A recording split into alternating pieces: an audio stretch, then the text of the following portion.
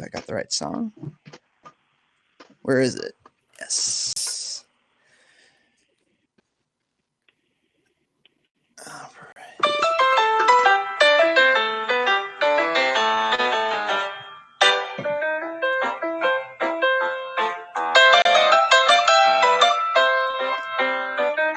Make sure the live chat's working today too, hopefully.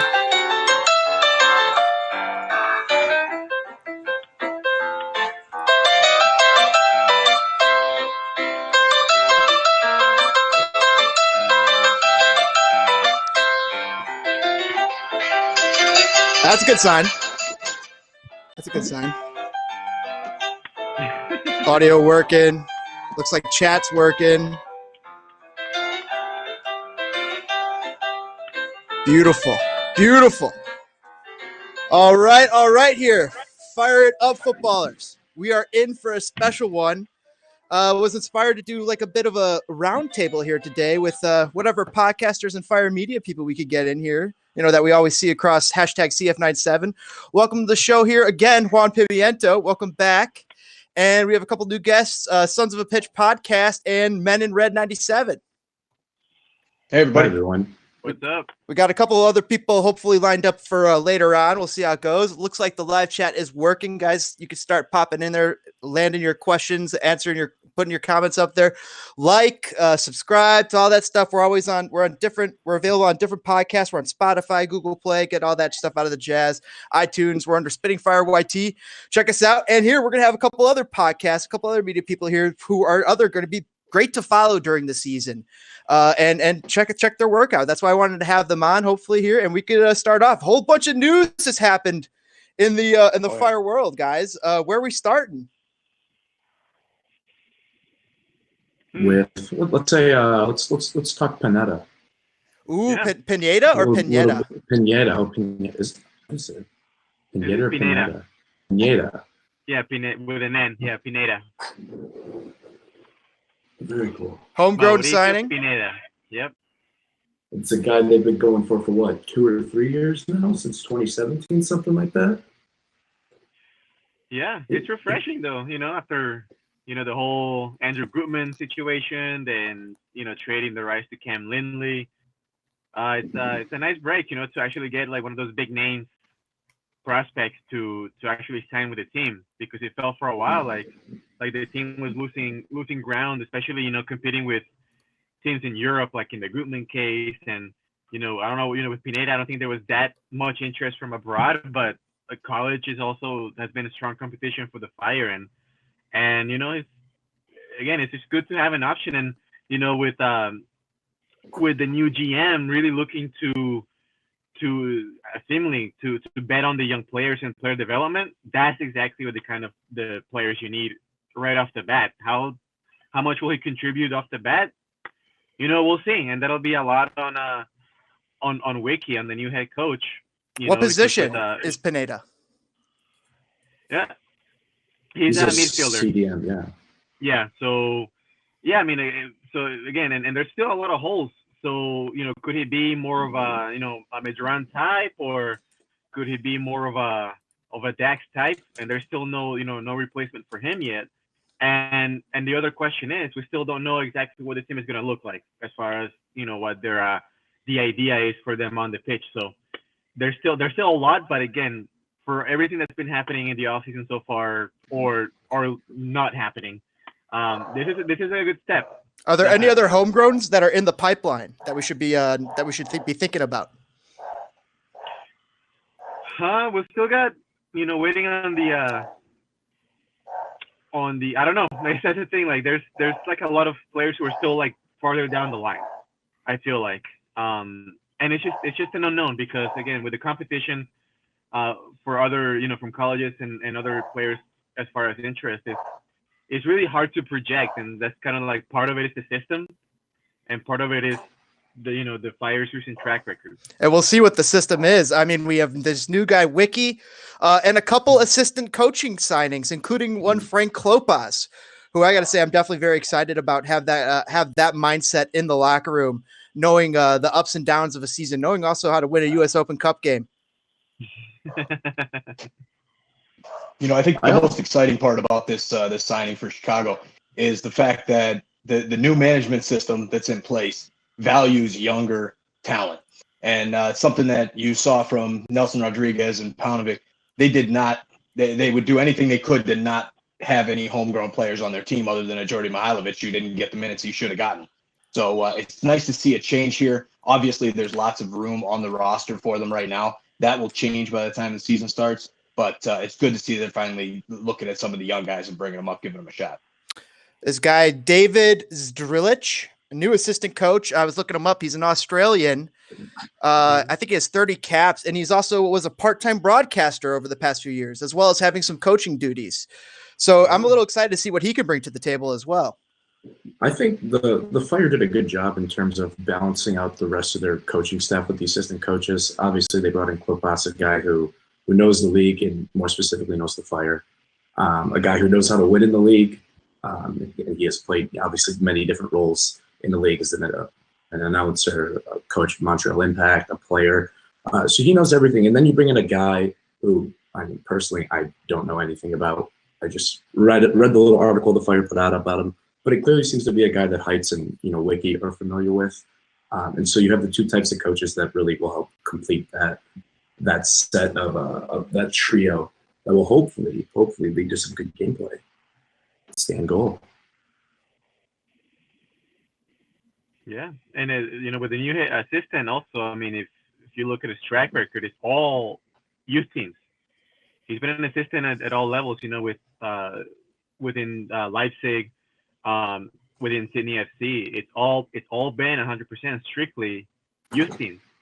So I think that's, again, just to the point we were making, is it looks like that's what they're shooting for, and like Matt was saying, it's to have that balance. Just like a roster of players, you need to have the balance between the young up-and-comers and the veterans who've been there, who know the league, who know the team. That also works for a coaching staff. And to have Frank be part of it, of course, I mean, who knows more about what it means to be a Fire player and what it means to be a member of the Fire than him. Or how to play in Soldier Field and what it means. Yeah, I mean, and how to prepare for that. He might be the only one in the building who knows. So, one thing that Peter Nowak talked about when he was on our podcast a few times ago was that in the before you walked out in the field at Soldier Field, teams were afraid to play the Fire. It was so big. It was loud. It was loud despite, only having about 25,000 fans on average. But and the Fire also had a mentality when they were walking in from that tunnel. That a mentality that the other teams were afraid of. And I'm hoping that Rafa Wiki and Coach Klopas can bring that back.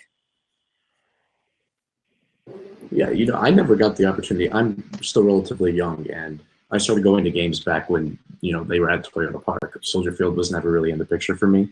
But my dad, who's been going to games since 97, 98, excuse me, has always told me that Soldier Field had that big scare factor. And it was back when, the Fire were still a really, really quality team. And so that's something that I'm really, really excited for personally, because I've never gotten the opportunity to see it. So if we can bring that back, that's fantastic. Great news. And Klopas is one of those steps you need in order to do that, for sure. What do you guys think about this new signing, Baric? Baric or Baric, the new striker, brought from Saint Etienne? Yep. Yeah, Ligon, I'm going to jump out here, and I'm not crazy about the signing. The stats have not been wonderful over the past few seasons with Saint Etienne, which is kind of a middle-of-the-table Ligon side. Hasn't had a double-digit goal-scoring season in a few years since he was playing in a different league over, I think it was Poland or one of those leagues. So it hasn't been a great deal of scoring from him, and he's a center forward. That's what you need. I'm thinking that a change of scenery might be good, a little bit lesser of a league than Ligue 1, which MLS still is, unfortunately. That might be good for him. I just hope this isn't the biggest of the DP signings, which I'm sure it's not, but that's my thought on it. I heard it was like 2.3 million or something similar. Yeah, that's what it was. Yeah, it was a lower end. His transfer market value is sitting around $4.5 million, so it's not a ton of money. I'm sure they got him for less than that. So I've heard some people compare him to a Nikolic type of player, but he's a bit taller, a bit stronger, and they're both poachers to a certain degree. What do you guys think? Yeah, I mean, I was one of those who made a comparison. Yeah, I think the difference would be more, like you said, James. He's more of a poacher. He's more of a guy who's really he's hailed as a guy who can really move in the box, really smart as far as his placement in the box. But he'll depend a lot on the players behind them, and being fed passes and being placed in the great position. One thing he has, I think, perhaps over Nikolic, is that seems like he's a really good header. He's really strong in the air. And again, is that indicative of the type of football that we're going to see from the Fire? And if that's the case, then you have to look at then what's behind them, because if he's a guy who's going to be more of a poacher, then you need to feed him. And with Nikolic, that was the big thing last year, or in years past, and I'm thinking especially in 2018, is the guy is just, we know he's great in the box, a great finisher, but there was really no one, the team wasn't really playing for him. He wasn't really put in a position to score those goals. He missed a lot. But, with Beric, that's kind of the case. And it makes me think that, okay, it's good on the low end to have a player who's kind of limited to that role as a striker. If that means, as you guys were pointing out, that the other DPs and the other players coming in are of equal superior value to raise Beric's game, if he's that kind of player, and if that's what the Fire are going to look for from him out of the striker position, especially being a DP striker. And one thing we didn't see last year or the year before was, Nikolic and Alexander Katai really linking up, or having that ability to link up. And there was seemingly a disconnect there for a long time, and they just really there were some times where they did click, but Katai and Nikolic just never, for whatever reason, meshed. I wonder who they're going to bring in to pair with Beric to help make them mesh. And I wonder about Chicharito. And I wonder, he was another person who depends on service. And did the Fire make a mistake by not signing Chicharito? What do you guys think? From a marketing standpoint, absolutely. You can't get anything better than that from a marketing standpoint. So, but as far as the game goes, we'll see how he does in LA. But it didn't even seem like they were very much in on Chicharito. Am I correct on that, or? Yeah, it never felt like there was any real traction with the Fire. It felt like it's been closer to Pizarro than to Chicharito, which again, like you said, Mike, it's kind of mind-numbing knowing the potential he has and knowing what the Fire are looking for this year. It's like it made the most sense. Initially you kind of dismissed it because, okay, he joined Sevilla in the summer, and you're like, okay, maybe that ship has sailed, but now here we are, and he's coming in anyway. Right. My concern with that Hernandez signing, obviously I don't work for the Fire, so I don't focus on the business side. I like to focus on the gameplay and what he can bring onto the team. Looking at the current roster, obviously it could look totally different by the time the season starts. I just don't see enough players that could properly distribute to him, that could get him, the goals that would make his value worth it. Right now, probably the best distributor on the team is Frankowski, who has proven that he could whip in across. But if there was a number 10, a DP level 10 that was brought into the team, then I wouldn't have a problem with Hernandez or a guy like Beric, to be quite honest. Two guys who appear to be they need to be distributed too. But yeah, there's just not enough for me to actually say that Chicharito would be a good signing in terms of gameplay. Obviously, marketing and business-wise, he would be phenomenal. No doubt about that. I mean, we're not expecting a lot out of a Georgie to be a distributor. Yeah, we've been through that before. Just last year, that was the big thing, and then they had to go to China and get Nico Gaitan. I wonder That's the thing. Yeah. And we don't know. And with Georgie, you talk about last year. It's I feel like we're back to square one, or even behind, because with 2018, it was the injury. 2019 is just inconsistency. We saw it all along, and we still don't know exactly where Georgie fits better, or where the team can get the most out of Georgie. Could a more direct style benefit him because he has a little bit more. He's more pacey, and I feel like more as a number 10, quote unquote, attacking midfielder that can go back and forth. More he can operate in space, because I really didn't see it with him.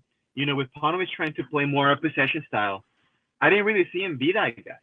And when Nico Gaitan came in, then you realize, okay, that's the kind of guy. That's the kind of characteristics you were looking for. So I don't know, because Georgie is still so much of a question mark, even at this stage, heading into 2020. I don't know. I mean, can he even crack the 11? Because you bring in Medran, and I feel like Medran and Georgie will be competing for a job potentially if Medran is not the number 10, because he could play that position, and even then, we're still not sure completely how he can operate in that role, because I feel like Medran, we know more as a number 8. We know more as a guy who can organize from deeper. We'll see what happens. I still think, I agree with James in that. I feel like the Fire still need a number 10 or a guy of those characteristics. And if it's a DP level guy, then you better make sure that it's a guy who can do that. Was that Mexican number 10 that you just mentioned earlier? Yeah, he fits the bill. Yeah. What's his name? Pizarro. Rodolfo Pizarro. Rodolfo. But he would be expensive, I believe, upwards of 12 to 15 million or something like that, if not more. Absolutely. And, the value of him over bringing a Chicharito is the retail value. I got to say this, though. We had Paul Tenorio on the podcast last week. He says that Joe Mansueto is willing to spend that much, if not more. He suggested that he might be willing to spend at least 35 million on a guy. But in MLS, you really think financially that doesn't make sense. Maybe you go get a guy who costs 10 to 15 that you could potentially flip for another 20, 25 if they're young enough. That's the key. Yeah, that's the key. We got a question here from the chat. Thoughts on Fernando Adi getting cut from Cincy? Good. Do you think we could use him as a backup or at all even? No, we have the great Big Africa, the greatest backup striker in MLS, I think. CJ, the guy who led the team in scoring might not even get a starting job next year. Yeah. Right. He's especially because he's like the face of the franchise right now. He's at the MLS media days and all that stuff. Mm-hmm. It's kind of a shame to think that he could potentially start the year on the bench. Yeah, but he also brings, kind of that super sub role to the team. I think he'd be better suited coming in off the bench than playing the full 90. I mean, you watch Sapong in his days in MLS. He hasn't really lit it up in previous clubs. Last season playing as, not really as a super sub role, but more of a starter. He did well for Chicago, but if you bring a guy like that with that kind of pace on in the 60th, 70th minute, getting service from a new number 10 or a Medran, that could be big for the Fire. Mm-hmm. But also, last year, I believe, if I'm not mistaken, CJ played a lot of left wing. Yes. Did he not? Mm-hmm. Is that something that you guys think he could potentially play a role in this upcoming season, or do we have to kind of find out what he's play style first? He's a backup there. Yeah, I mean, he could. It's just my concern is that the best thing for the Fire? Because if you're gonna have Sapong on the left and Frankowski on the right, Sapong is not a guy who's gonna really provide services to Berich. Sure. I don't think. I feel like Sapong is more of a guy who we saw last season. Is more of a guy who can cut into the box and kind of provide a little bit of a numbers game in the box. And so I feel like it's taking away from the Fire. But again, this is all speculation because we don't know what the Fire are gonna look like. So speaking of which, it could work. Maybe not. Who knows? The Fire barely have a team right now. I think they just got Exactly. They just managed to put 18 players together, so that's huge. Any thoughts on that, guys? I think you should expect to see at least two of those DP spots filled before kickoff. So Berich Seattle fills one, though. Does that count? Berich does fill one, yes. So I think you should and you will see another DP spot. As for the third one, it would not surprise me if they wait for the summer to do that, because I think there's definitely going to be one of those focused, on the cam position. If it's Pizarro, that's great. If it's not, I really don't think there's a backup plan, or at least there's no rumblings about it. So I think in terms of that, you're going to have to wait till summer. That's just the way I look at it. Pizarro for $50 million to me is a long-term solution. Plug him in there for 4 or 5 years, he could dominate. That would be awesome. Yeah, 100%. Guys, anybody could talk about this. Let's go back to last season or the season before, kind of. Where did the Fire go wrong with Paunovic and Rodriguez, or where did they go wrong? Oh boy, what a question. Therefore, the first thing I could think of is there is definitely a bit of locker room turmoil going on in Pauno's time as the head coach, especially towards the end. You saw some former Fire players like out on Twitter kind of subtly call out Pauno and some of the stuff he was doing. So I think that doesn't attribute to any success at all. There's no doubt that a cohesive locker room is one of the most important things to putting out a good team. And if you don't have that, then regardless of how talented your individual players are, I'm not really sure how well you're going to work out.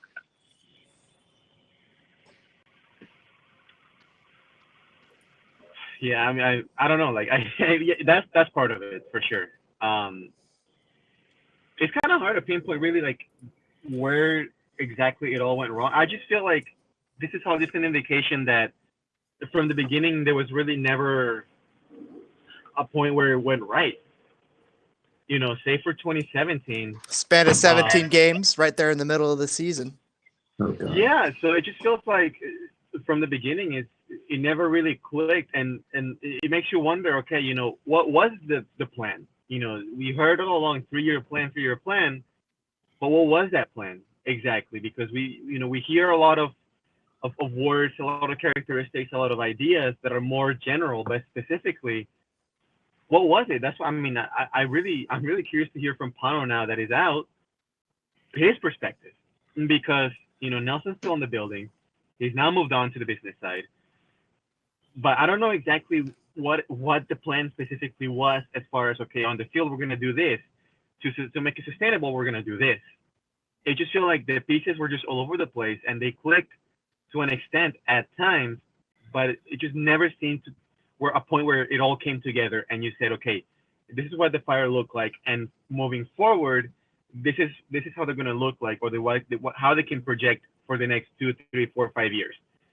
So to me, it's just like the project was just doomed from the start. The sale to Mansueto has definitely brought about some big changes, some big time spending changes, an improvement in the scouting department, very great front office hires seemingly coming in here. Just talking with Tenorio about that last time. And yeah, he's excited for what the Mansueto has put together. So what do you guys think that Wiki and Heights need to do to get this right? What do they still have left to do? I think the first thing they need to do is assemble a team. And I know we just talked about that, but that's honestly the first step. Get 26, 27 guys in the squad, so you have options. And then, once again, I'm just going to go back to team culture. I think that's essential. I played soccer. I'm sure majority of us played soccer at some point. Do what Pauno and Nelson Rodriguez weren't able to do, and establish an identity quickly. You have the new rebrand, you have the new stadium, There was no identity. We lost you for a second here, it seems. Mm-hmm. There was no identity, though, and we saw just this tournament coaching from Paunovic from week to week, no consistency, often cited by the pundits. Really, are you back? Really early. Oh, can you hear me? Yeah, you buzzed out there for a second. Come back. Oh, did I buzz out? Yeah. What was the last? We lost your last 20 seconds. Oh, the last 20 seconds. I was just saying, establish that team identity. As soon as you can do that, figure out the way you want to play the game, figure out how you want the clubhouse to be. I think that's a good start in seeing some wins in the future. And you thought that Schweinsteiger and Dax McCarty could bring that culture. It just never seemed to really work out under Paunovic. Hopefully this Wiki guy can get a guy or two in his building that, but really buys into, and there's a buy-in at all levels in the team and not just from certain players. I think stability and consistency is going to be a huge part going forward for this club. I think when it comes to rebuilding, you look at all sports across the table, right? Look at here in Chicago, the Cubs and the Bears. Okay, so you've got the Cubs. They went out, they redid everything. They got everybody. They brought in a GM, a new coach, new players, all that, and they gave it time. It took a couple years. They got better, ended up winning the championship. You look at the Bears, they brought in a new GM, kept the old coach, had a few new players, all of a sudden got rid of the GM. So every year it was one piece instead of the other. This is a chance for the Fire to do it right this time, where they have everybody coming in new. You're getting a whole front office being brought in new, the GM, bringing in new players, everything like that. Let's build that core and then have that consistency over, a year, 2 years, 3 years minimum, and then kind of run with that. And I agree with what you were saying earlier about the summer signing, keeping one of those DP spots open for the summer. Find that character that can come in and be more of a character signing than an actual player signing. Obviously, you have to have, the player signing. Like a Zlatan, a character like Zlatan? Yeah, no, absolutely not. Somebody that fits into the club, and whatever that identity is built into. That I think if it's whatever you figure that out to be through the crew that you've got, then go after a player. Who's got real strong attitudes already on the team? Some of you guys got to think about Francisco Calvo. He's definitely got a chip on his shoulder that I like, and hopefully, you could. I don't know, is that the type of character you're looking for, or is there something else? Honestly don't know what it would be yet until you kind of see him in action for a while and see how that team gels together. What type of players, you look back at, I'm personally a TFC fan, originally from Toronto. And, we went through turmoil for a very long time. And then we went after high character guys that, really stuck together. They were, Michael Bradley, cohesiveness, like Bradley. He was a big part of it, got rid of Defoe, brought in Altidore, the relationship there between Bradley and Altidore. So it was bringing the relationships, bringing the guys who are going to play for the team, not necessarily strictly playing for themselves, but go after the guys. It's hard to tell. You can't say anything now because it is so early and don't have that core built yet. But that's what I would look for in the summer. Yeah, and I'll throw in as well, and I agree with what you guys said wholeheartedly, and I think that really encompasses the idea. Even before Wiki and Heights came in, when we knew about the move to Soldier Field, when we knew that even when Nelson brought the possibility of him moving on from the Sporting side, this is what they needed. And I'll throw in this before, and I'll let you guys go before I leave. And I hope that identity really sticks and is really established from the bottom. So just to kind of round out. We've been insisting on the academy, the youth side. I really, really hope that when Heights talks about investing in the academy, it's not just about, let's bring in 2 more scouts who can cover the entire state or who can cover the entire area, Indiana, Missouri, Wisconsin. It's really about establishing that identity from the bottom, and that's really what works. And that's kind of one of the impressions you get from bringing in Heights and Wiki together. It feels like they were able to do that, and they really focused on that at Basel. Can they bring that over to the Fire? It would be crucial if they did, because again, the focus is 2020, of course, with Soldier Field and making an impact now. But as long as I think if you have at least a brand of soccer that is attractive, that the academy players can identify with and can learn from the bottom, so that when they slide in, look at. The perfect example is Red Bulls.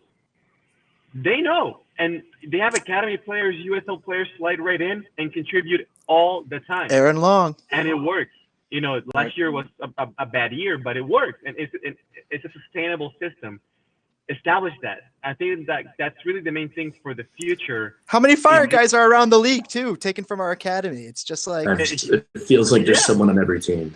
Right. Exactly. So really establish that, I would say, from the bottom, establish that culture from top to bottom, especially from the academy, the coaching in the academy, the players as well, and that way you can have a player like Pizarro come in, play for 1-2 seasons, and be sold for a profit, and also leave a legacy, an impact on some of the players he's played with too, I'm sure.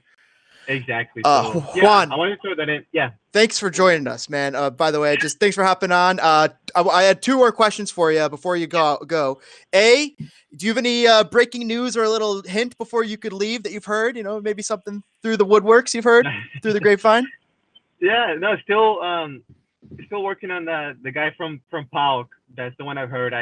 His name escapes me right now. Josip Misic. Yes. that one. So I know that last I heard, and I tweeted it out, is that those talks are advanced. So they might be closing in on bringing him in. I haven't heard specifically from any other players, but all I know is it looks like there's going to be just a lot more of those European, lower on the radar type signings that are going to come in, really looking to round a team out instead of shooting for just, two or three big names. We'll see how that works. But that's the one I have right now so far. And Joseph Ilicic did play with Barrick at one of his old clubs. And where can we find you, Juan? And didn't you get aren't you in a new place nowadays? What's going on there? I am, yeah. So I'll be with Univision. I'll be working behind the scenes. Congrats. Thank you, appreciate it. I'll be starting that on Tuesday, working the overnight shift. That'll be fun. So you can find me on Twitter as always. I'm not going to be covering the Fire like I used to with the Tribune, but I'll keep an eye on things definitely, and I'll keep digging for information and keep an eye on how things are running. You can find me on Twitter. That's my main source at Pimiento Football. Link in the description. All right, Juan. Thanks for joining us. We'll see you later, man. All right, take it easy. All right, boys. Did you guys? I got a couple questions in the chat that we still got to get to. People are asking about new targets and discovery rights about Chicharito and how I know that the discovery rights on big name players, they just dissolve. They just for Chicharito's and for Zlatan's, they basically just disappear. That's what happens. And I thought that MLS did away with discovery rights. And you guys sound similar. I heard at some point that the discovery rights were in Orlando, and I'm like, I don't know about that. And one of the Orlando fans sent me a link that was the Orlando CFO or CEO or top guy in Orlando was saying that, yeah, Chicharito's rights are in Orlando. So I don't really know what that's about. I also thought the discovery rights system was kind of obliterated, but that's the last I've heard. Yeah, I think that'll get worked out. However the league, they'll make it happen and throw a first round or a second round super draft pick to whoever had the rights and move on. It'll be quick and easy. I'm sure the league will take care of it. A couple more questions. New targets. Have you guys heard of anything on the new targets? I've heard the Joseph Ilicic mentioned. Strong links with Barrich on a previous club they played together. So I could see that happening. Anything else you guys heard? I got an update regarding Gaston Jimenez. Obviously, there was that second report from Argentina regarding the CDM from Vélez. Last I heard, there's an $8 million release clause, and the Fire aren't interested in paying that, so they are going to try to negotiate for a lower price. But advanced, like Juan said regarding Misic, have become in the category of advanced. So that's definitely someone to keep an eye on. Gaston will most likely be a DP. So, if you're okay with a CDM being a DP, then you'll like that signing because he's a high caliber player who just got his first Argentinian cap. So he's on the up and coming even at the age of 28. Sounds like they were also looking at Matic over at Man United, and that's pretty much dead in the water now. Yeah, I was the first to bring it up on Twitter, and at the time it was something that they were really exploring. But $5 million for Matic, who's 32, 31. I don't know how old he is. It's at that point it's not in their interest, and I don't think it would be in any of our interest to pursue that type of name. Yeah, he's not a guy that's going to bring in the jersey sales. Definitely a good player, but at that age, he's on the downswing. So that kind of money for someone who's not going to produce on the marketing standpoint like that, not worth it. I think the Fire needs somebody who's going to bring in the jersey sales. The Chicharito Absolutely. name. They need a name. We can't just be making these Barrich and Ilicic signings. We need, if they're trying to really catch Chicago by the ear in the scruff, they need a big name.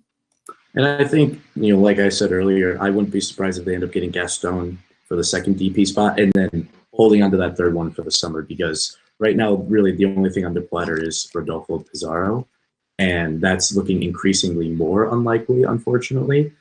And so I would not be surprised if they do end up getting the big name. You just have to wait till June or July. And if they go older in one of those in both of these DP positions, they actually have to pay a penalty, and they're somewhat limited in what they can do on that third DP. But I think that if Barich's salary, he might fit under that third DP discretion based upon how cheap his signing was. So maybe that'll allow them to go spend some money. But we talked with Paul Tenori last time, there are in fact limitations on the 3 DPs you can get, and they're trying to make it so that you have to go younger, under 23 for that third DP. And I think that's really good for the league. I think there's no doubt that's good for the league. Instead of, MLS 1.0 where you're bringing in 36-year-old, Andre Pirlo type guys, you're bringing in young South American guys or young guys from Poland.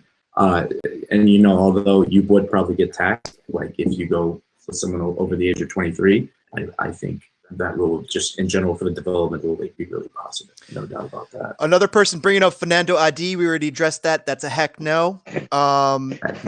Marco Batista.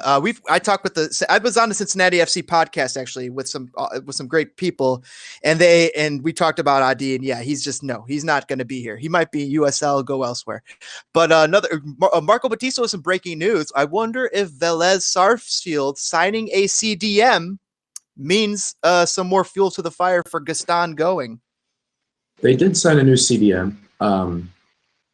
I personally can't claim that that's going to make it more of a chance that the Fire get Gaston, but obviously when a team signs a player in the same position as another player and that player's already speculated to leave, that's just going to naturally add more fuel. But Julian, it should add more fuel, I guess. Yeah. Julian Gressel. Do you guys think he's a good target? I would love to have him, but I would love to have him.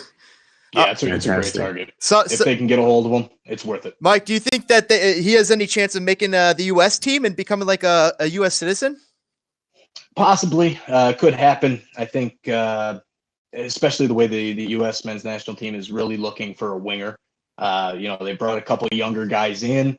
I think they're leaning more towards the side of the European players, so it might be a little bit harder to get in for him. But what he's done in MLS with Atlanta United is it's unquestionable. You cannot take it away from what he's been doing. So I think he might get a shot. Depends on what happens with these contract talks with Atlanta. If he ends up going somewhere else, I think he'd be a great fit for anybody in MLS. If he has another good season or so, you'll definitely see him in the next January camp. Thoughts on Boris Sekulic? Do you guys know Sekulic or Sekulisic? I looked him up after he first came out as in a report from Europe, and 28-year-old right back. He's really big for a fullback, so he probably could move and shift into the center if need be, which would be great because right now with Marcelo gone, our center back depth just got that much worse. Was he even depth? He was on Del Greco level. True. Yeah. I wouldn't say he's at Del Greco level. He's not. No, that's total. No. That's total disrespect. I absolutely agree. He's really not. But Del Greco is at a level of his own. Oh, he's the bottom tier. But to be quite honest, I'm not going to pretend to know much about him. From what I saw, it appeared as though he has good distribution, and especially if you're not going to get that number 10, there's going to be a lot of crosses coming in. One thing we could start doing here, lads, though, we could start tearing into kind of a little bit of the 18 players we do know about. Like, let's start with the goalkeepers. Kronholm, that's all. Yeah, Kronholm. Oh, and Slonina, but Slonina. Don't expect him to be too involved. He's only 17, though, right? Yeah, he's 17, but 6'4". So yeah, Jesus, if only.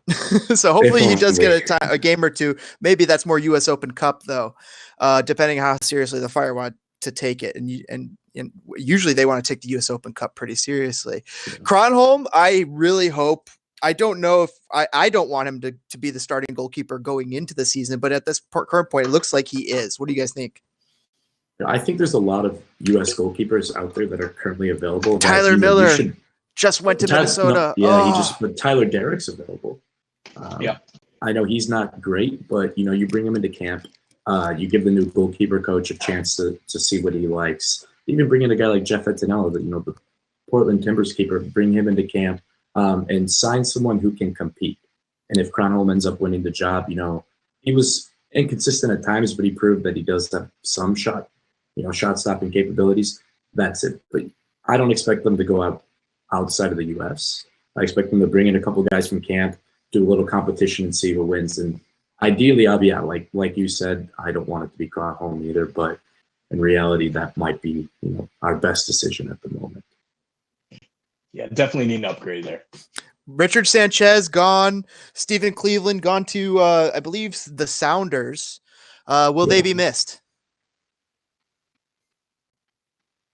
Stephen Cleveland or Stefan Cleveland never really got the opportunity to show off what he had. He was really good for Lansing, when he was on loan. But we never really got the opportunity to see if that could translate over into MLS play. So he's kind of an oddball. Sanchez, the 2 years he was with the Fire, he had some fantastic saves, but he also had the simple ball through the legs air, which is enough for Fire fans to say that he won't be used. It's the way I look at it. We also saw that out of former goalkeeper Sean Johnson during the season. I don't know if you guys ever saw that play where the ball just went right between his legs when he got a pass back. A couple names for you guys. I don't know if you guys heard Josh Earl, left center D on England. Josh Earl was a report. I'm pretty sure the Sun brought him up, and one other guy, but I forgot who it was. But he recently just signed a contract extension, so you could toss that one out of the rumor pile for sure. Sekulic, 6'2", center defense, right defender. Yeah, and I think that'd be great, especially if you could bring in another guy like Julian Gressel. That obviously there's no transfer speculation for that. That's just a name. I know they're not getting Julian Gressel. They're not getting Julian Gressel. But if you could bring in a guy like him who's versatile and you can play the six, can play the wing or the fullbacks, and you just gather some depth. You already got good depth on the left. You have Bernd Bornstein, you have Jonathan Jimenez, the guy they just signed, and you have Andre Reynolds, who just got called up to the USU 20 camp. So you're good there. Yeah. So if you could bring in a couple guys to compete over there, you'll be set on the wings for a bit. Left back, I'm pretty. I feel positive about what we got. Bornstein, even though he's up there in age, between him and a US 20 kid getting call up, I feel like between those two, that's not too bad. I mean, if this is Football Manager, you could survive on that. Oh yeah, right. And Jonathan Jimenez was a guy that obviously the super draft has gotten increasingly not as relevant in MLS play. But a lot of reporters who were reporting about it were saying that he could be a big steal. And honestly, at this point, anyone could be a big steal. And you put him on the left, see how he does. And you got 3 potential guys for that left back slot. That's one position that we don't have to worry about. The rest of them, different story. Trade for Andre Blake. That's never going to happen. That'd be so awesome. Lavelle Palmer would love that. Lavelle Palmer would love that to get Andre Blake here. That'd be awesome. But I don't see that happening. What do you guys? Andre Blake. Andre Blake is kind of a Philadelphia Union player for life, or like as long as he's in the league. It seems like. I don't think they're ever going to let him up, but I like the idea though. I like the thought. That's for sure. Dago clocking in. I don't believe they'll waste the DP money on a center back. Both DPs will likely be a CDM or a midfielder or a winger. I'm hoping that it's a number 10. As am I. Never should have. You got to go with the number 10. Never should have traded the milkman. True. Batista saying Kronholm is German for walking turnover. If that's true, then he's like. Oh, this is insulting. Maybe a CDM who could slide in as center back, a la Basti. Ha ha ha. Or Pineda. Ooh, However. Have you guys heard of Matt Pizdraowski? Matt Pizdraowski. Mike, have you heard of Matt Pizdraowski? I have not. Nope, that's the name. Strauss. Dago saying Sanchez was terrible. I thought Sanchez had good shot stopping ability. He just was weak in his communication. He had that one game, I think it was in 2018, where he had like 6 super stops. And that was the only time I was really, really impressed with him, to be quite honest. He's at Sporting KC now, right? Oh. I think so. I don't know. I mean, if you look at the amount of goalkeepers that the Fire have gone through since Milkman, Lampson, Bava, I can't even. There's been so many. It's been so bad. We need consistency there. That's for sure. Yeah, he is with Sporting Kansas City. Sanchez is with Sporting Kansas City now. Please sound Jauzviak. Men in Red. From a silly commenter, but sometimes okay. From Men in Red, thoughts on Becerra, homegrown deal in a couple of years. I think this is expressed to me because of the flag in the back of my room. I'm currently a student at IU, and Victor Becerra, he's a freshman, or he just completed, his freshman season here at IU. He did grow up playing for the Fire Academy. He is on the table for a potential homegrown deal in the future. This man's playmaking ability is ridiculously good. He's in college though, so He's in college, yeah. So he's a freshman. So he's 18. But I haven't heard individual rumblings about him getting a deal. I would not be surprised if after his sophomore year he's offered a homegrown deal. That's just one of the perks of being an IU player. It's such a top program that it happens to a lot of MLS Academy guys. But he can distribute, and his work ethic is insane. So he's the type of young guy that any coach would want to work with, to be quite honest. He's the type of guy who could be a captain. that sounds cool. That sounds awesome. Yeah, and kind of be one of those signings for life. So that's my take on him. Would be a really good signing for us. And he has a younger brother, too, who is in the academy system right now and is also good. I think he's a center back. This Becerra, Victor Becerra, is like a center mid-cam type guy. So definitely look out, not this season, but next couple seasons, expect him to be more involved in the first team for sure. Any number 10s within the MLS that we can get? Oh God, I don't know. Like if you look at the free agent board, there's not much. LA Galaxy in were terms of lucky to get 10s. Katai. Yeah. There's not much on the market inside of MLS as far as number 10 goes. That's kind of one of those specialty positions that you're going to need to bring in from outside the league. Yeah. That's why I think a DP spot or at very minimum a high TAM spot would have to go to a number 10. As true Marty is fond of saying, go down to South America to find the magical Enganched fairy tree. Oh yeah, I see that tweet by him way too much. Well, they need to. I mean, but it does sound like they've gone to both places. They've gone South America and they've been going to Europe a little bit more than I think that Rodriguez was. I think fans were a little caught off guard by that, but as soon as Heights was announced as the new TD, he grew up. Or not, he didn't grow up, but he started his coaching career and his technical director career in Europe, in Switzerland, in the heart of Europe. So to think he was really going to go anywhere besides Eastern Europe as his main path was kind of silly in my opinion. But obviously there are South American targets in the fold, and there are going to be more in the future, no doubt about it. Any chance that Gaetan comes back? No, he's gone. He's gone. He didn't want to be here in the first place, and personally, I'm fine with him being gone. Mihailovic to Europe happening? No.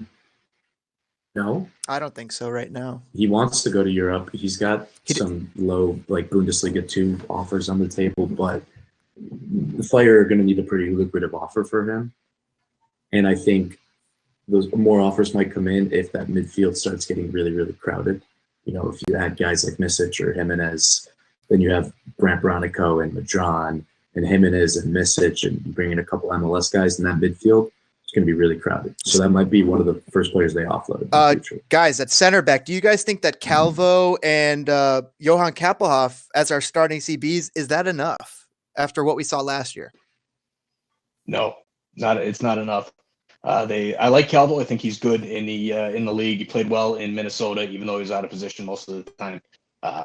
I like him. I think he's a MLS caliber starting center back. However, Kappelhoff, I think they need an improvement there with Kappelhoff. He just hasn't, from what I've seen of him, not a diehard. I don't watch every single Chicago Fire game, but the games that I have seen of him doesn't seem to have what it takes to be a consistent starter that would hold down the back line.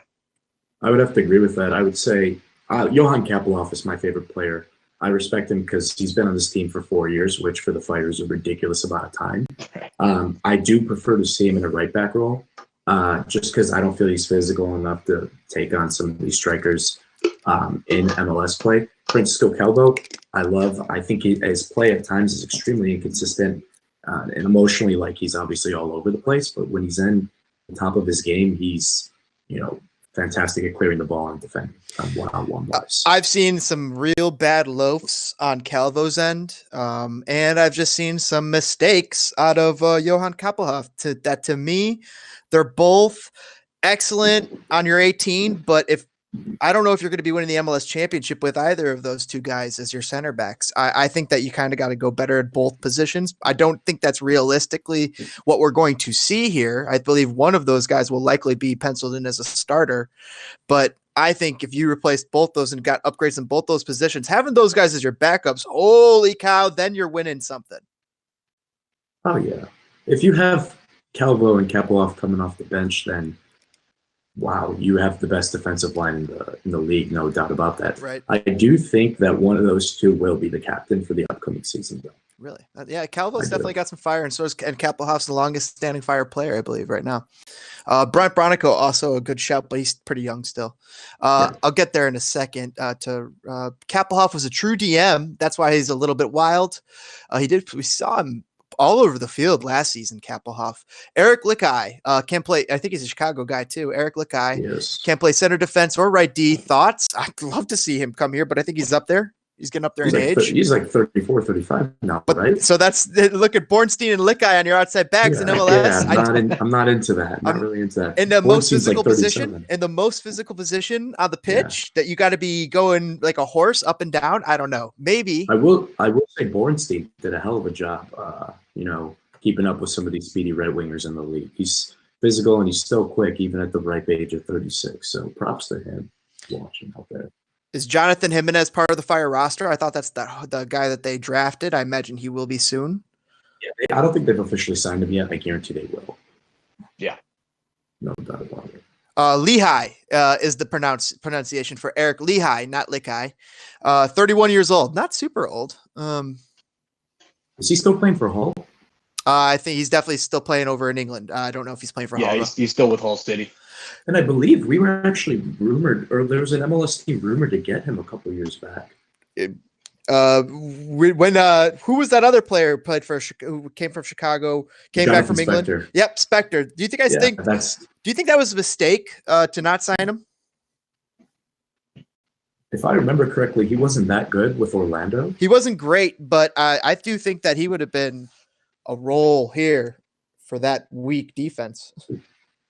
Weak defense back in 2017. Jao Myra and Kappelhoff were our starting center backs that season. I think he would have been good off the bench. Yeah, I mean it's always nice to reunite a nice Chicago lad back with the hometown team. I think he was from Elmhurst or somewhere in the south suburbs, but it would have been nice to have him, no doubt. You always like to see home players come home. What are our right back options, guys? Brant Bronico? If you look at the roster right now, Kappelhoff. That's about it. The Fire have a history of converting midfielders to right backs. They did it with Matt Polster. They did it with Drew Connor. Bronico's the type of guy. Guchar went to left back. He went to left back, exactly. Bronico's the type of guy who, if you say, hey, go to right back, he'll go to right back. Yeah, sleeper here might be Raheem Edwards, depending on what type of formation. Sure. You could see him slide there. He had a lot of success with Toronto back in 2017, the MLS Cup winning year. I thought he's a left back, a left wing back, though. No, he's right. Really? Yep, That's interesting. Right he played left back for us last year. Yeah, he's all over the place. I mean, he came up as a striker with TFC through their academy and through TFC2, but he's all over the field. I mean, this guy, you can put him in either side of the wing backs, and I'm still shocked that he has not gotten any playing time with Chicago. I don't know if it was a rift with management or what, but they don't seem to want to let him go because there are rumblings that Toronto's been trying to get him back, and they won't let him go. But he's got talent on both sides of the field. I can see him sliding into one of those spots. That's good. He's the player that I think a lot of Fire fans forget about because he was kind of cast out of training a quarter of the way into the season last year. Have you guys heard anything about why that was? It was all related to his relationship with Pano. And he probably ended up saying some stuff, and Pano's like, all right, don't come to training anymore. You're not going to be in the 18. Holy cow. Yeah, which is, like I touched on earlier, that's the relationship Pano had with a lot of young players. And Raheem just got his green card. That I heard. Raheem confirmed that. Yes, Raheem did confirm that, and he's a player that would be fantastic on the fullbacks, left or right. Well, in this case, on the right, ideally. He's quick. He's extremely quick, and he's shown flashes of being really, really, really good. And he's still, Mike, correct me if I'm wrong, he's still relatively young, correct? Yeah, he's still really young. He's 23, 24 years old. So okay, so there's a lot of room for him to grow still. Absolutely. And he was with Toronto before he came to Chicago. Or no, he was with Montreal. He was with Toronto. He came up through Toronto's system, and then he got picked in the in the expansion draft, I believe it was. I might be wrong on that one. No, I he think left so. right around the expansion draft time. And then we picked him up from whatever team picked him up, which I think like you said, was Montreal. I believe he went to Montreal or something. Yeah, you know what? It was LAFC picked him up. And then he went right after MLS Cup. He got picked up by LAFC in the expansion draft. They flipped him and I believe that's Finnish right. defender. That's right. Tala to Montreal. So great once they bit did of that, business. he played with Montreal. LAFC, dude. Chicago. LAFC with some great bit of business. I'm hoping that we could see a little bit more of that out of the Fire front office. But we're seeing guys that are new to the league. However, they do have an old hat in there, and Nelson Rodriguez. Yeah. So maybe he could give him a pointer or two. Oh God. Yeah, they've done a really good job comprising their roster. If you look, I saw a tweet, and it's like 6 of their new signings are guys that play for their U23 or like senior national teams. LAFC? These are like Ecuador and Venezuela and Argentina and good South American teams. And these are all 22-year-olds. So they've really found out what works. And obviously they have 2 guys they've won young. Diego Rossi's the name I'm thinking of that has already proven that he can play in the league. And they've just added 4 or 5 more. So they know what they're doing. Obviously we're tending towards Europe. Hopefully we have that same effect that LAFC is doing over there. I'm hearing that Raheem is a left footer. Would we trade for Keegan Rosenberry? That's a decent player. I mean, you always want to add talent. What position is he? He's a right back. Yeah. Oh my God. Heck yeah. Yeah. He just signed a contract extension with the Rapids last year, if I'm correct. Because they locked up a bunch of their young talent for 3 or 4 years. So I don't know if that needs to be fact checked, but I'm pretty sure that he's locked up long term and they're not going to trade. I don't think we've talked about Tam Gam. I don't think any of us really know how much the Fire really have available, but we were talking with Paul Tenorio and they still have that up in the air as to whether or not they're getting rid of Tam Gam and changing DP rules. I mean, have you guys been keeping up to date on the contract negotiations with the MLSPA? The whole CBA thing going on, I'm not too familiar with. I do know the Fire have a lot of allocation money, just because they got it all last year in the Super Draft, and they just got $75K GAM a couple of days ago from Montreal. So they definitely have that money. Whether or not it's going to be used in the form of GAM and TAM is something we have to wait to the CBA negotiations end, which I don't know when that's happening. Yeah, if you guys want some more information about that, check out our last week's podcast with Paul Tenorio, fantastic guest, writer for The Athletic, and gave us the lowdown on some of the CBA talk as well as some other stuff. It was awesome. We touched on the CBA on our podcast as well a couple weeks ago. Speaking of the podcast, what is your podcast? So our podcast, we're Sons of a Pitch Soccer Podcast, an American soccer podcast. We do everything MLS, USMNT. I myself am a Toronto FC fan, so I do like to talk a little bit about Toronto FC. But my co-host Nick Pateras, he is completely generic. He does not have a favorite MLS team, and we're here in the Chicago area. So we've been doing it now for about a year and a half, and we're growing steadily as every single week we see improvements. And so check us out however you get your podcasts as well. We're on Twitter at SOP Soccer. And as well, we just dived into the YouTube era here a couple months ago. So we're starting on YouTube. Check out our YouTube channel, subscribe and like that. Sons of a Pitch Soccer, an American soccer podcast. Heck yeah, man. I'm glad to get your perspective on here too. Even though it sounds like you're a local Chicago guy, but you're a Toronto fan. It's awesome to get that type of perspective on here. You guys, before we'll kind of start closing it down here. I think everybody's starting to leave and I don't know what you guys got to do. Let's have some predictions for MLS. What we think is going to happen. What do you guys think is going to happen with Toronto this year? Well, I think Toronto is going to be very interesting. They caught fire at the end of the year last year, and I don't know if I think the expectations are higher than what they'll end up doing. It depends on what they do with that third DP spot. A lot of people are saying, well, having 4 DPs because Bradley is still a DP. I disagree. I don't think he's a DP anymore. I honestly don't think Josie Altidore is worthy of a DP spot either. So that's a take that most people from Toronto don't like to hear. But I think they'll be okay. I think they'll be a middle of the table, middle of the playoff kind of position where they were last year in that 4, 5, 6 spot, maybe go on a run, depending on what they can do with that third DP spot. That's the biggest question. What do you think the odds are of a Giovinco return sometime before his career ends? Really? It's very high. They're really talking that it's probably going to get done. Vanny is he's talked publicly about it, but he's very, very ho-hum about it as well, Wow. saying a lot of nice things. It sounds like he could be coming back as a TAM guy.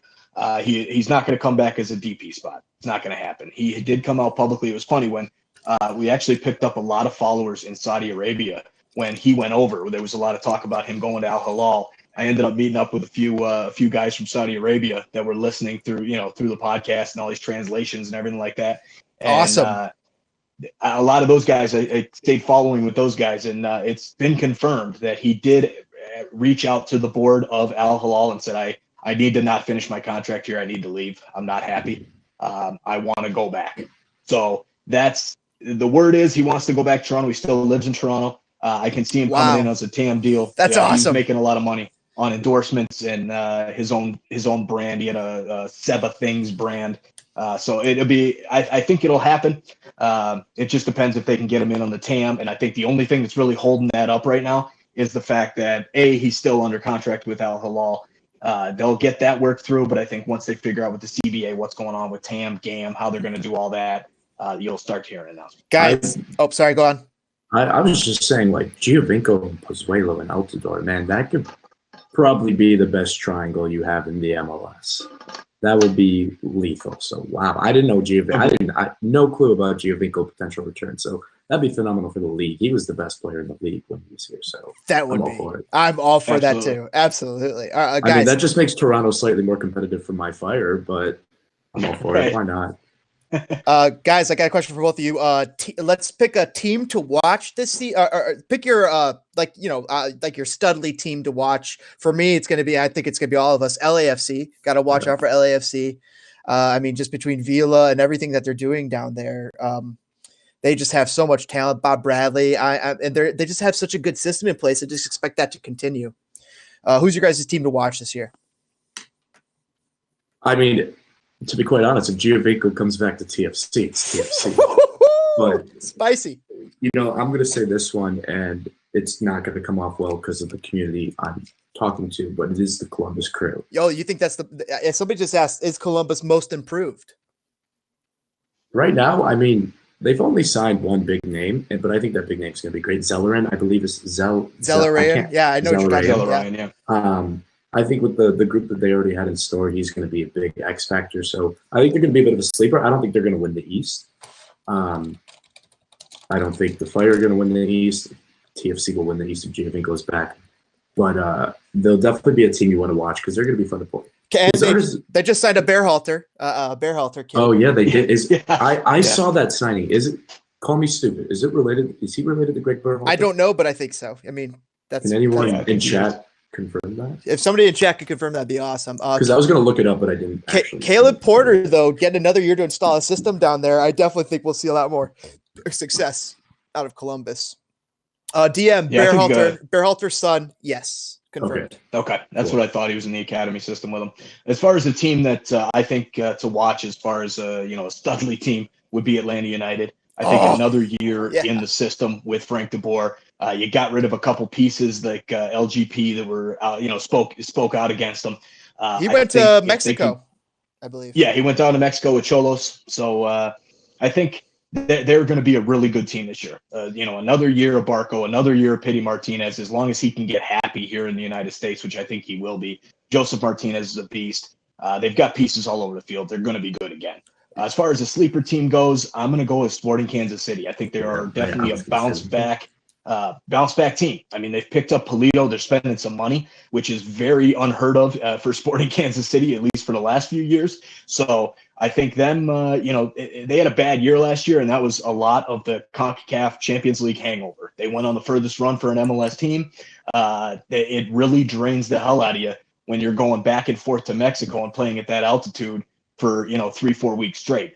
So I expect big things out of Sporting Kansas City this year. Vermees is gonna steady that ship. They got a lot of young talent, and I think they'll do well. If Vermees doesn't steady that ship, that's a second season in a row of them struggling. Do you see them letting go of one of the best coaches in the league after that? Yes. Yeah, absolutely. They'll move on from him. You can't the way this league is built right now and the amount of coaching turnover that goes on in all of sports, plus in MLS, it'll happen. Somebody will pick them up. Oh my really God, quick, immediately. too. Yeah. But I could see them moving on from him. They're giving him a shot here to rewrite the ship, and I think he will. Surprise team to watch out for. I think my pick is San Jose with Almeida, the coach there, who's just a dynamo. San Jose is my pick for like surprise team to watch out for. What do you guys think? Yeah, I like Almeida. Like they had a great stretch in their season last year, and then obviously inevitably crashed out right before the playoffs happened. But they obviously don't have the highest roster, but the biggest names. But the team they do have and the play style that Almeida brings to the team is going to make them pretty good. Agreed. I like San Jose a lot. Another team that I think will be very decent this year. That's not really on the front pages right now is Portland Timbers. I think they'll bounce back as well. They're a steady team. Picked up Chara's brother there as a DP spot, and I think they still have another spot open. So I expect them to do a little bit better than people expect. Guys, there's some exciting teams out there. I don't really know what to expect out of New York City FC. What do you guys think? And a really good regular season, yeah, and then losing in the first or second round of the playoffs. Yeah, they could be a bit of a toss-up for me because they're bringing in that new coach from Norway or Finland, one of the Balkan states. But Dome Tourette is gone. Yeah, Dome Tourette's gone. They're bringing in a new guy who is not the highest caliber manager like Dome Tourette or Patrick Vieira was, but they still have the players to do really, really well and top the East.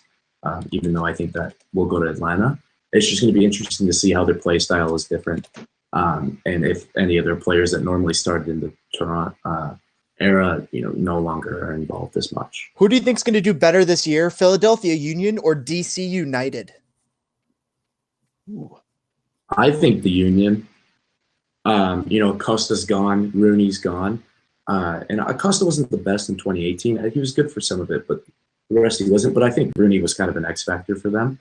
And now that he's gone, I don't think they're going to be able to just replace what he was able to do for the team mentality. And he didn't have a crazy amount of goals, but he had a good amount of goals. And his work ethic was insane. It's just not an easy thing to replace. Would a mid-season arrival of the one Mesut Ozil to DC United change your opinion? Yes. Mesut Ozil is a player that has proven himself in the Prem. I don't know how old he is. He's getting up there, but he's not crazy old yet, if I'm correct. Linked with DC in the past. I think he would be the best 10 in MLS. 31 years old confirmed.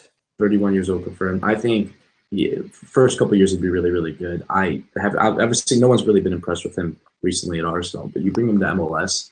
And to give him 6 months to kind of get the feel of MLS play, the more physical style of play, I think he could 100% be the new X factor. I'm here in Colorado is a surprise to watch out for from Vittel on our comments. Also, another good question: who will be better, Inter Miami or Nashville? I don't know if they even have complete teams yet. I don't even. I got to go with Inter Miami. They just got their coach. Off of they just got a coach, but they've got a lot of MLS talent. Yeah. Nashville has brought in a few players. They've got some MLS talent, but I think Miami's got a little bit more than them. So I'm going to go with Miami just based off of the two young kids they got. That Carranza looks pretty strong, and as well as they've got a lot of young talent from MLS. So I think I'm going to go with them. Nashville is going to struggle a little bit in the beginning, but I think they'll be a good team. They're kind of going the Minnesota build, right? Do you think Nashville and Cincinnati are going to compete for Wooden Spoon? If Cincinnati's in this bidding war, or not bidding war, they want to send that guy from PSV. I forgot his name. Gaston. His name might be Gaston too. He's a good name. He's a Uruguayan. I believe he's a Uruguayan cam. Don't quote me on that. I might have to look that up. But if they get him and they just signed Cubo, I don't think they'll be bottom of the pit. I think that award will go to Orlando, or I think that award will go to Nashville.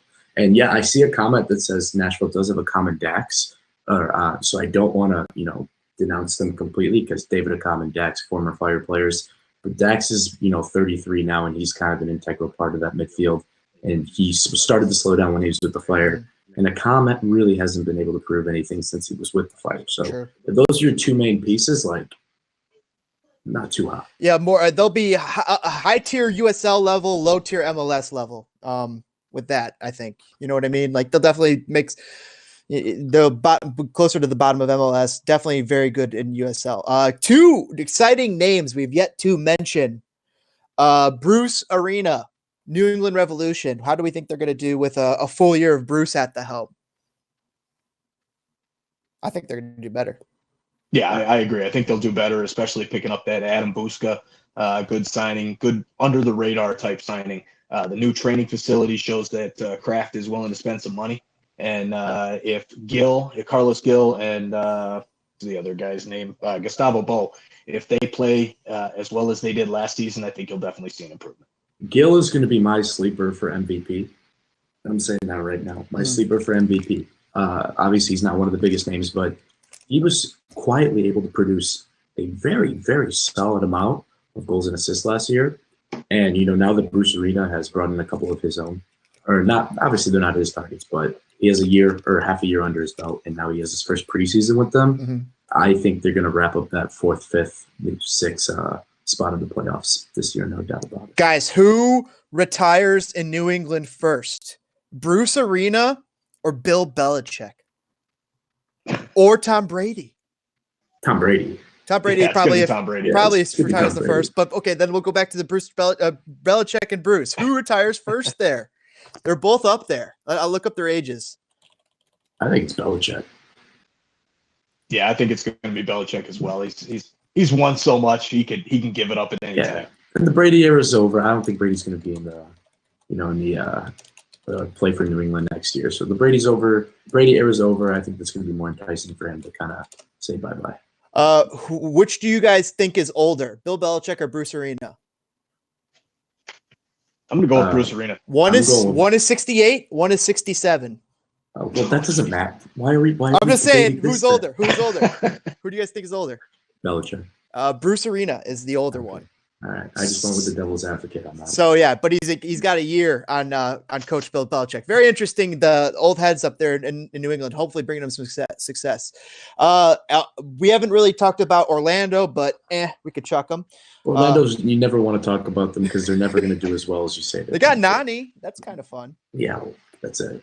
And they just picked up a good goalkeeper from Peru, Peru international keeper. So maybe they brought that kid in on loan from Brazil there as well. They're making some decent moves, but they've done that before and still failed miserably. So I'm not expecting anything different from Orlando this time around. I've been saving the best for last in the Eastern Conference. Not the best, but just the big Thierry Henry, coach of what is it? Montreal now. Montreal. So the impact. What do you guys think is going to go on there? He struggled in France.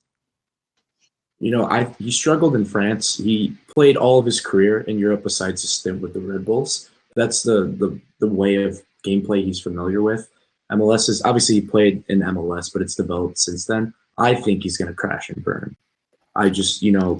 I loved Thierry Henry when he played for Arsenal. I watched him when he played for the Red Bulls. After a stint with Monaco, I naturally am very pessimistic about it. Plus, you look at the players he currently has to work with. You have an aging Ignacio Piatti, and you don't have incredible role players surrounding you. I don't see the impact making the playoffs, and I see them potentially going to the bottom of the Eastern Conference. Agreed, 100%. Wow. They need some talent there. Piatti, still not a Canadian citizen either. Those MLS rules still definitely hamper those Canadian teams as far as the international slots. Oh, yeah, they do. They got to do something about that. One thing I think that they got to do, we'll start closing this down. Sure. Some changes maybe that we should see from MLS. I think that they should somehow figure out a way that Canadian, U.S., and Mexican players are all seen as domestic and don't count as international slots. I wonder, and I would hope that we could see a lot more La Liga, Liga MX, and MLS transfers going on. And I think we have seen a bit more of that lately. What do you guys think? There's been a lot of quality, Liga MX players coming into the league. There's 5 or 6 relatively big names. And I think as soon as you make that rule that Mexican, Canadian, and American players, don't count against the international slots, that's just going to continue to increase, because FOs will realize, hey, these are the bargain that you were paying for these guys 6 years ago decreased drastically when they don't occupy an international slot.